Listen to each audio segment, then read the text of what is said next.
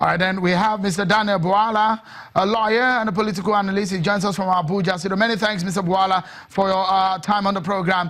What do you make of the conversations today in Lagos as regarding past government and the issues of corruption, especially when it comes to performance of the past government vis-a-vis the X-raying of the performance of this government in 3 years?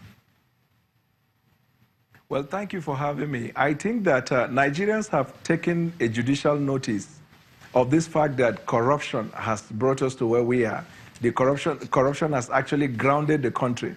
And I verily believe what the vice president said about the statistics, about corruption in the past administration. But I think that Nigerians are aware, so there is no need building a talking point around that. I think that Nigerians might be feeling that it is a boring subject to keep making reference to the past administration. There are lots of good things that this administration have done and are doing that they can leverage on it and make it a talking point leading to 2019. So if APC as a party is building a narrative around making reference to the PDP in all of their campaign, I think it is going to be a counterproductive strategy, because when you talk of PDP and say 16 years of bad administration, recall that close to 50% of the people in APC were once in PDP. I think that the APC should talk about N-Power, should talk about the Treasury single account, the revenue it has generated, talk about foreign reserve, talk about the success of the anti-corruption war, and then talk about a lot of other things you will do for the country than to make reference to the past administration. But there is something called the concept of demarketing. It's a strategy in political is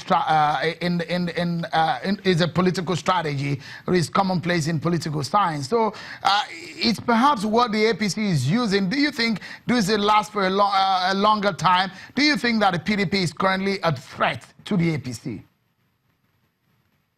I haven't heard the greater part of what you have said because of the audio problem. But I do not think, you see, everything is up for grabs. There is only one person that I know leading to 2019 is coming to the election, on a better, standing, which is the president. Because as it stands now, the opposition do not and have not produced a very credible candidate that is going to be a match to him, since most of the political parties have zoned the presidency to the north. Except, of course, if PDP decide to front Atiku and then build narrative around that. But I don't think that is going to be a threat as far as the president is concerned. But for all other posts in terms of governorship and House of Representatives and the Senate, especially from the northern extraction, I believe that there's going to be a lot of major upheaval. There's going to be a revival in that angle. You're not also looking at a possible third force or fourth force and those kind of other movements within the political scene in Nigeria right now. You don't think that the APC might be in trouble at some point? Yes, definitely. When I talk about Offset that is going to visit APC, the reference is not basically or not for PDP in particular to reclaim some of those posts. I'm talking about the vacuum that the third force is going to actually take a place, because third force is like a philosophy.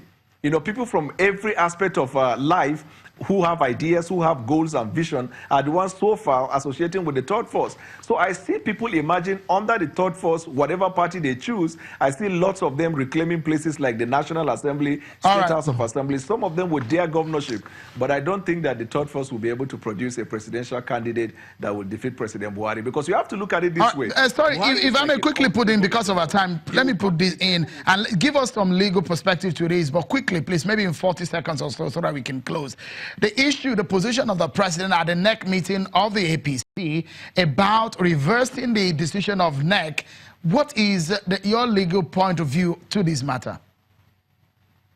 Well, I think that determining whether the tenure elongation which the president cancelled yesterday depends on whether the party have agreed that there is a crisis in the party.